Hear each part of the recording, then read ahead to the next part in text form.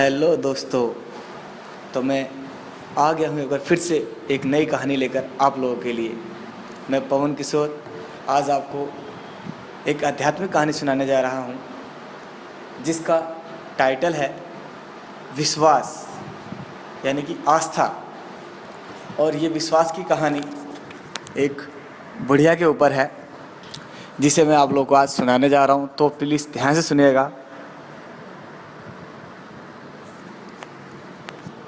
इस कहानी में जो मुख्य कैरेक्टर है वो है एक चोर का और एक डाकू का। तो शुरू करते हैं इस कहानी को।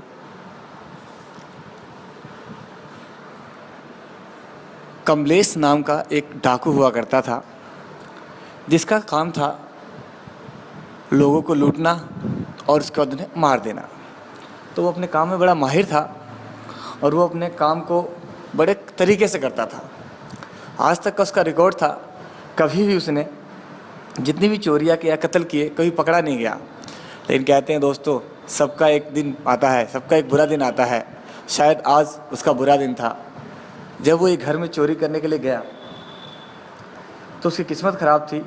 जैसे ही वो चोरी करके निकल रहा था उस घर के मालिक ने उसे पकड़ लिया। इससे पहले वो कुछ करता उसे मालिक अपने कब्जे में ले चुका था और एट द एंड उसे पुलिस के हवाले कर दिया गया। तो उसे पकड़ के जो है थाने में डाला गया। उसी शहर में दूसरी तरफ एक कालू ठग था जिसका नाम कालू था। वो ठगी करता था। ठगी मतलब लोगों को बेवकूफ़ बनाना, है ना, इधर की टोपी उधर करना। वो भी बड़ा अपने काम में माहिर था। तो उस दिन वो भी ठगी कर रहा था, एक सेठ को बेवकूफ़ बनाने की कोशिश कर रहा था। अब कह सकते हैं कि उसका भी बुरा दिन था आज। जैसे ही वो उसे बेवकूफ़ बना के उसके जेब से बटुए को निकाल रहा था तो वो पकड़ा गया। जब वो पकड़ा गया तो उसके साथ ही वही हादसा हुआ, उसे भी पुलिस के हवाले कर दिया गया। पुलिस ने उसे भी उसी लॉकअप में डाला जहाँ पहले से डाकू को डाला हुआ था। डाकू बड़ा सीरियस होके जेल के किसी कोने में बैठा हुआ था और ठग थोड़ा बातूनी था क्योंकि इसका काम ही ऐसा था, लोगों को अपनी बातों में फंसा के बेवकूफ़ बनाना। तो उससे रहा नहीं गया और वो जो है उस डाकू के पास चला गया। उसने जाकर उससे पूछा, भाई तुम कौन हो और तुम यहाँ क्या कर रहे हो, तुमने क्या किया जो तुम यहाँ जेल में हो। तो डाकू ने कहा, भाई देख, मैं एक डाकू हूँ और मैं लोगों को लूट के उनका खून करता हूँ। मैं अब तक 49 खून कर चुका हूँ, आज 50वां था। किस्मत ख़राब थी, पकड़ा गया। ओए होए, जब उस ठग ने, कालू ठग ने जब उसका बात सुनी तो उसने ये नहीं सुना कि उसने ये कहा कि मैं डाकू हूँ, खूनी हूँ। उसने कहा, वाह क्या आवाज़ है, मज़ा आ गया, आवाज़ में क्या दम है आपके यार, क्या मधुर आवाज़ है। उसने कहा, चल ठीक है, वो बात तो ठीक है, ये बता तू कौन है और तू क्यों आ गया यहाँ पे। कह रहा, भाई मैं एक ठग हूँ, लोगों को बेवकूफ़ बनाता हूँ और उन्हें लूटता हूँ। एक दो रात तो दिन में लूट ही लेता हूँ, है ना। कह रहा, अच्छा। तो ठग के दिमाग में एक आइडिया आया। उसने कहा, देख भाई, आज के टाइम में सिर्फ दो ही चीज़ें नंबर 1 है। वो एक कि दादागिरी और दूसरा बाबागिरी। दादागिरी करने के लिए बहुत टेंशनबाजी पालनी पड़ेगी तुझे, बहुत सारे खून करने पड़ेंगे। ये नंबर 1 बनने के लिए बहुत सारे गलत काम करने पड़ेंगे और उसमें रिस्क भी बहुत ज़्यादा है, तो वो तो हम कर नहीं सकते। दूसरा रास्ता है बाबागिरी। अगर हम बाबागिरी शुरू कर दें तो क्या होगा, इज्जत भी मिलेगी, पैसे मिलेंगे, सबसे ज़्यादा पैसे इसमें है ना, इसी लाइन में बाबागिरी में। और प्लस पुलिस का भी कोई झंझट नहीं, पुलिस भी आएगी तो मत्था टेक के जाएगी, दान दे के जाएगी। क्या बोलता है। कहता, भाई तुझे विश्वास है मैं कर लूँगा। कह रहा, अरे भाई तुझे क्या पता, तेरी आवाज़ कितनी मीठी है, तेरी आवाज़ सुन के तो इंसान पागल हो जाए। तेरी आवाज़ इतनी मीठी है कि कोई भी सुनेगा तो पागल हो जाएगा। तो भाई मेरी बात मान, दोनों निकलते हैं यहाँ से, मेरी सेटिंग है जेलर से, बोल रात को निकलते हैं यहाँ से, भगते हैं किसी ऐसे गांव में जहाँ में कोई नहीं जानता और वहाँ एक नए नाम के साथ बाबागिरी शुरू करते हैं, है ना। तेरी तो ऐसी आवाज़ है, अगर तू गाली भी दे दे किसी को तो वो भी हंस के चला जाएगा। मैंने कहा ठीक है भाई, अगर तू कहता है तो ये भी कर लेते हैं, आज तो तू ज़िंदगी भर बुरे काम किए हैं, चलो इस रास्ते में भी करके देख लेते हैं। तो डाकू जो है तैयार हो गया।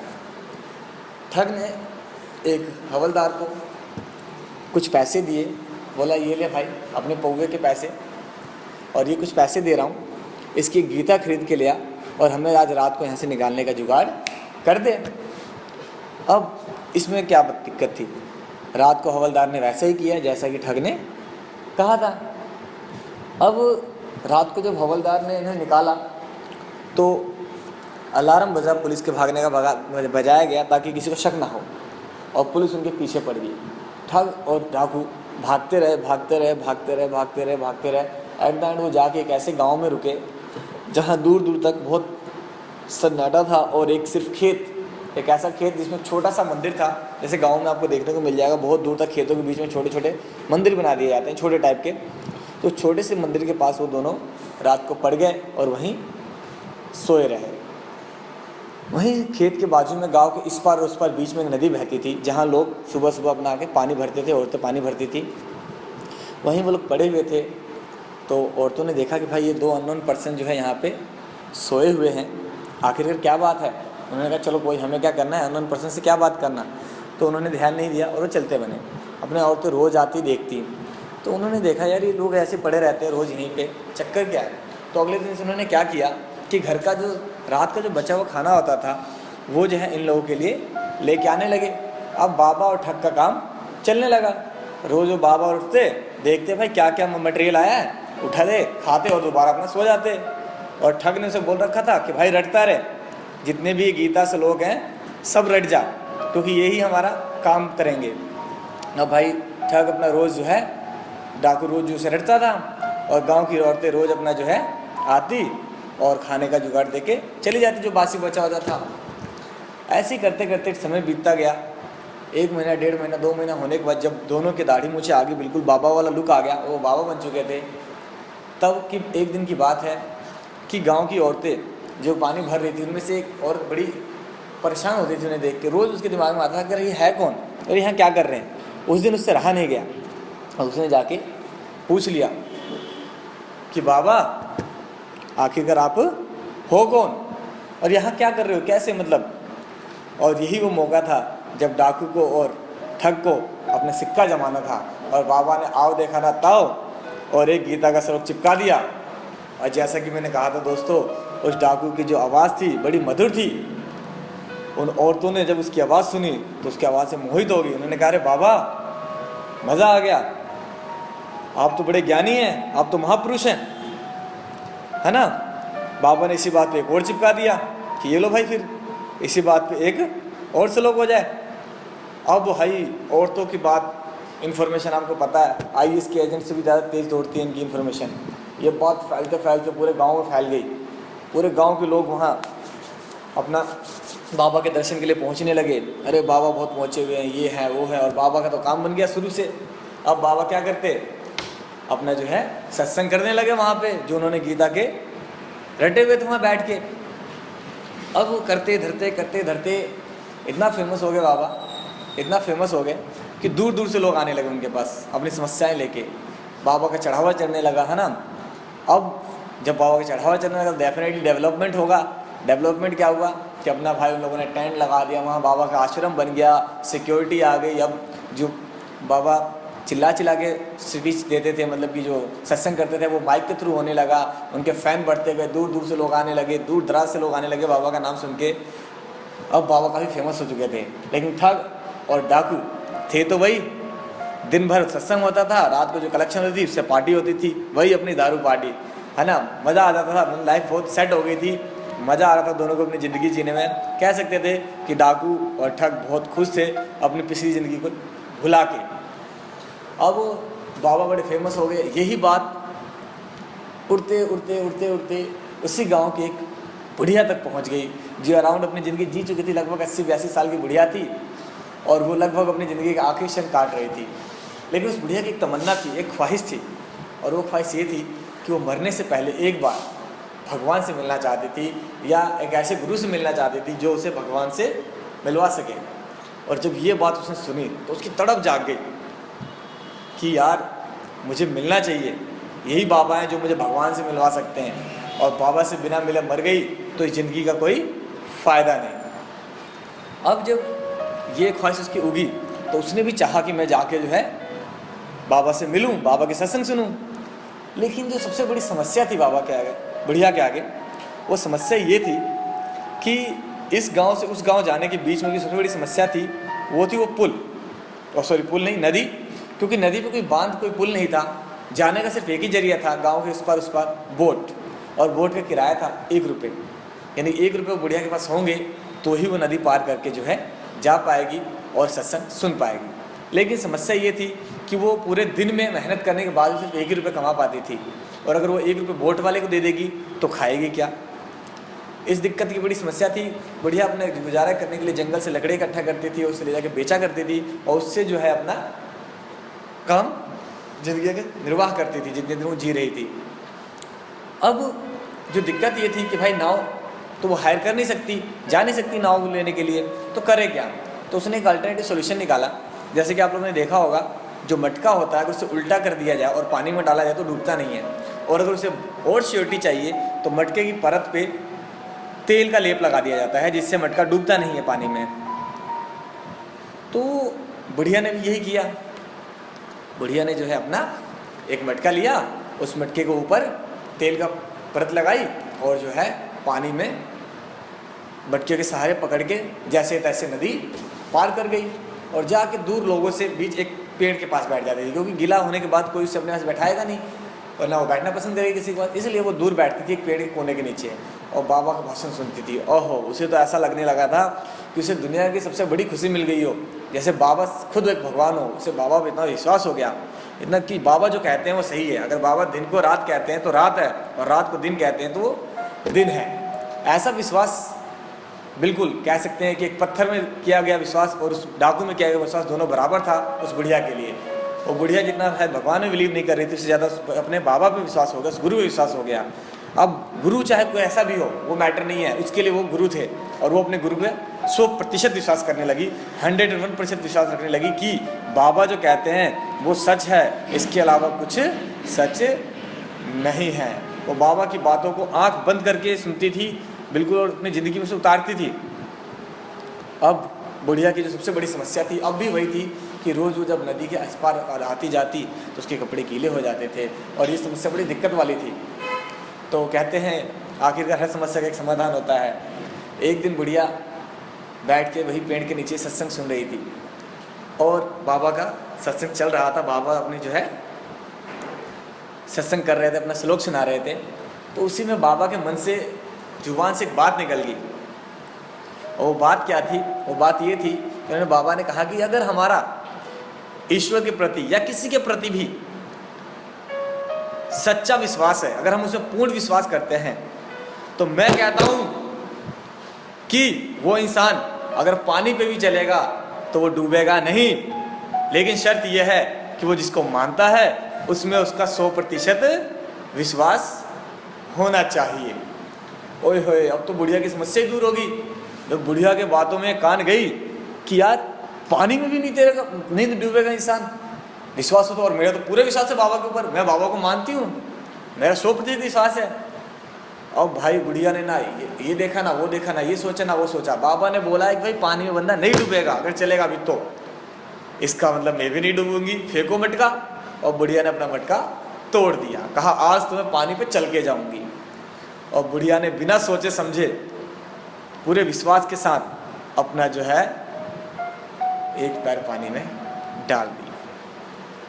अब यहाँ पे बड़ी दिक्कत वाली बात है, क्या हुआ बुढ़िया के साथ? क्या बुढ़िया डूब गई या पानी पे चलने लगी?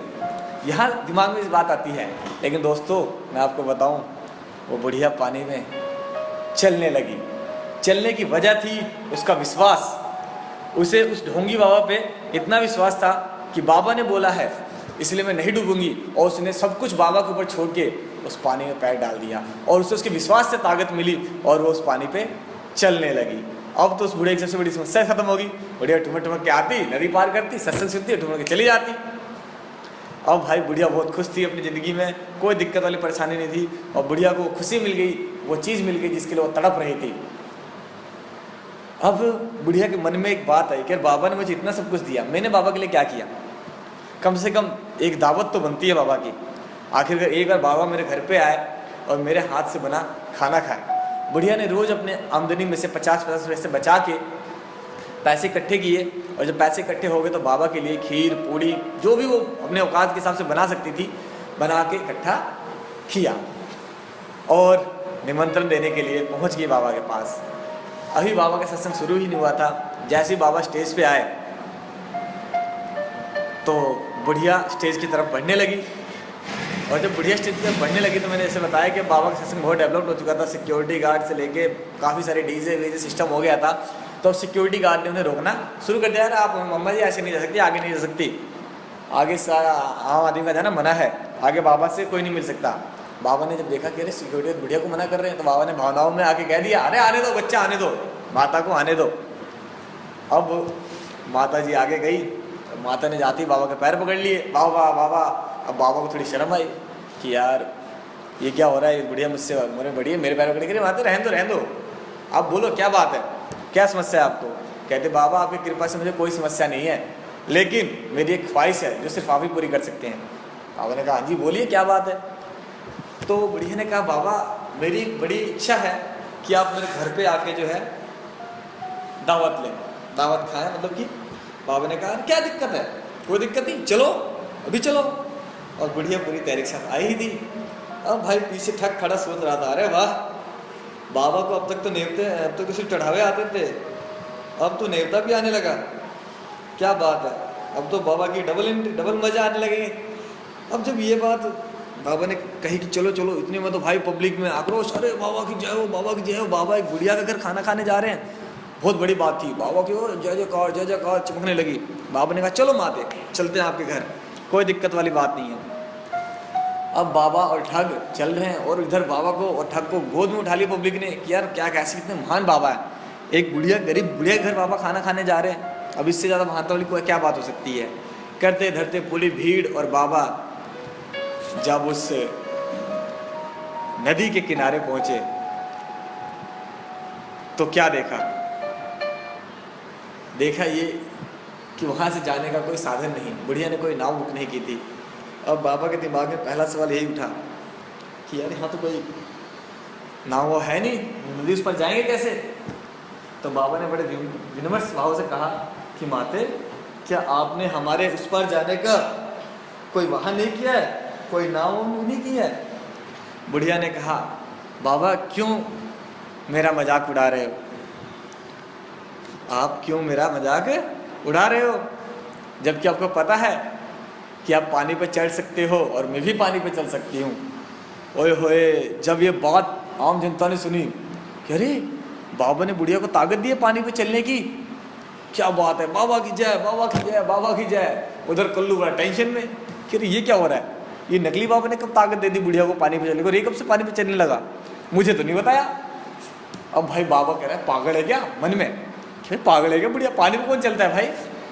कह रही है बाबा आपने ही तो बोला था कि अगर कोई इंसान सच्चे विश्वास के साथ किसी पर पूरा भरोसा करता है, विश्वास रखता है, आस्था हो उसकी, और वो पानी भी चलेगा तो नहीं डूबेगा।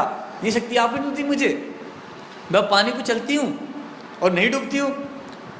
जब मुझे आपने शक्ति दी है तो आप तो मुझसे महान है, चलिए बाबा। कह रही पागल है क्या बुढ़िया, पानी पे कौन चलता है यार? मन में सोचा उसने, है ना, कि ऐसे पानी में कौन चलता है। और बुढ़िया ने कहा बाबा देखो मजाक मत करो, चलो। तो बुढ़िया ने कहा बाबा ने कहा ठीक है माते पहले आप। अब बुढ़िया को क्या थी, बुढ़िया ने आंख बंद की, ऊपर वाले का हाथ जोड़ा, बाबा का नाम लिया और पानी में कूद गई। अब भाई बुढ़िया क्या ठुमक ठुमक के उस पार चली गई, मजा आ गया बुढ़िया का। तो और उस पर जाके बुढ़िया करिए अरे बाबा आओ, जल्दी आओ, क्या कर रहे हो? और इधर बाबा ये चमत्कार देख के परेशान दंग हैरान रह गए, सबके होश उड़ गए लोगों की, पब्लिक के। अरे बाप रे, बाबा ने तो ऐसी शक्ति दे दी, बुढ़िया को पानी में चल रही है, ये किसी चमत्कार से कम नहीं था। अब बाबा के जोर शोर से वो नारे लगने लगे, बाबा की जय, बाबा वो अंतर्यामी है, ये है वो है, कहने का मतलब ये कि अब बाबा इधर खुद परेशान कि ये क्या हो गया कि भाई मैंने कौन सी शक्ति दे दी, इसको कब दे दी। फिर अब दिमाग इनका चल रहा है, चलो मैंने दी है, कह रही है मैंने दिया है तो डेफिनेटली मैंने दी होगी, लेकिन खुद पे विश्वास नहीं है उसे। उधर भाई उसने कहा बेटे ठग चेले आ जा, पहले तू जा, अब भाई चेला कह रहा है बाबा मेरे को आ रहे लूज मोशन, मैं नहीं जा रहा, मैं निकला।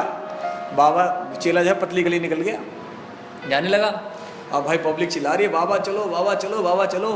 अब ठग यानी कि डाकू बाबा पूरी तरीके से फंस चुके थे, कोई रास्ता तो था नहीं उनके पास, आगे बढ़ नहीं सकते, पीछे भाग नहीं सकते थे, आगे बढ़ना ही पड़ेगा।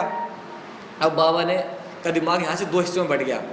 पहला कि यार कहीं डूब गया तो, दूसरा कि यार इसने कहा कि शक्ति इसे मुझसे मिली है, जब ये शक्ति मैंने दी है तो ये चल सकती तो मैं क्यों नहीं चल सकता।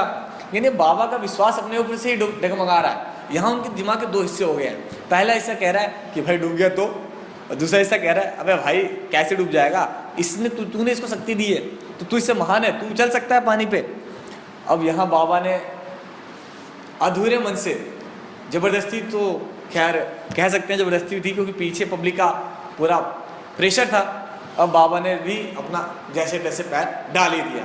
और क्योंकि मैंने पहले कहा बाबा के दिमाग दो हिस्सों में बढ़ गया था, उन्हें अपने ऊपर अपने भगवान के ऊपर पूरा विश्वास नहीं था, जिसकी वजह से बाबा का पैर डालते ही वो पानी में डूब गए और बाबा वहीं परलोक सिधार गए। जब लोगों ने देखा अरे बाबा तो डूब गए, ये क्या है, तो उन लोगों ने पकड़ लिया साधु को, ठग को, आजा बेटे जरा बाबा डूबा कैसे ये बता। तो ठग ने पूरी कहानी बताई कि हम कोई बाबा वाबा नहीं है, हम तो भाई ठग थे और वो डाकू था, पता नहीं वो बुढ़िया कैसे तैर रही पानी में चल रही हमें नहीं पता। और ये बात जब पब्लिक ने सुनी तो पब्लिक को आया गुस्सा, और सारा गुस्सा उस ठग के ऊपर निकाल दिया और उसे इतना मारा कि ससुरा वहीं मर गया। इसके बाद बुढ़िया अपनी ज़िंदगी बिता रही थी क्योंकि उसका विश्वास था। इसी तरह के दोस्तों ये कहानी समाप्त होती है, लेकिन इसकी जो सीख थी वो ये थी कि अगर हम सच्चे दिल से पूरी आस्था के साथ किसी पत्थर में विश्वास करते हैं तो उसमें भी जान आ जाती है। तो अगर हम किसी इंसान पे या किसी पे भी जिसे हम अपना मानते हैं, जिसे हम कुछ मानते हैं, अगर उसमें हम पूरा विश्वास रखें तो मैं कहता हूँ कि वो इंसान जरूर सफल होगा, बशर्ते ये है कि उसका विश्वास में कोई कमी ना आए। उस बाबा की तरह विश्वास को दो हिस्सों में ना बांटे, जो भी करे पूरे विश्वास के साथ करे, 100% करे। तो दोस्तों अगर आपको ये कहानी अच्छी लगी तो प्लीज़ लाइक करें, शेयर करें, सब्सक्राइब करें और कमेंट में ज़रूर बताएं आपको कहानी कैसी लगी। धन्यवाद।